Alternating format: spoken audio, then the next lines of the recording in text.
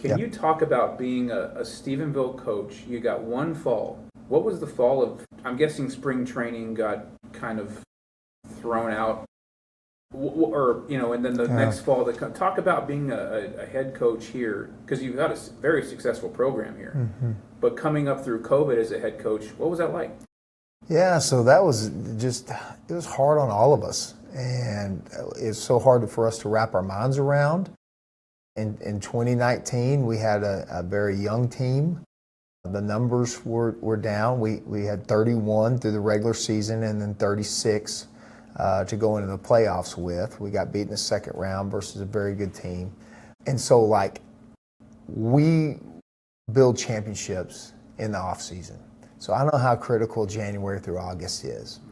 And so for us not to have the ability to come back from spring break and really boost our numbers, and just the whole unknown piece of, is it ever going to happen? Okay, we kind of figured it out there in May. Well, they eventually allowed us to kind of start working out the kids under some strict restrictions there in June, get back around the kids, but we're all just trying to make up for lost time at that point, and try to put together the best product on the field that we could, all the while, wearing masks and having to wear a mask when we're, working out in the weight room to transition into running sprints and all the protocols and all that. So it was very challenging, I believe, just on educators, just in general and athletically for sure.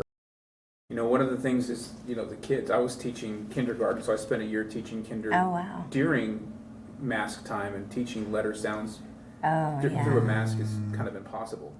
But I've thought about education gaps, but I've never, until sitting here with you, thought about athletic gaps. Mm-hmm. And the idea that time maybe really hindered, but it did it across, the country, right? Yes. I'm guessing everybody felt the same stress, right? Yes. And so we would send workouts out, through our communication, and we would put a TV on your back, put some backpacks in a backpack, squat. We'd come up with ways to get, when we didn't have the ability, if you didn't have a home gym, to work out. Right. Yeah, it was very neat. Yeah, so he was doing that on that side of it, and then I was teaching, was it Zoom that we had to do everything through? I think it was Zoom. Mm-hmm. For third graders, and then keeping up with all of our kids. We had one in kindergarten, one in second grade, one in kindergarten, one in second, and then one in fourth. So it was a crazy time. And an infant. And an infant. Yeah. Right. Yes.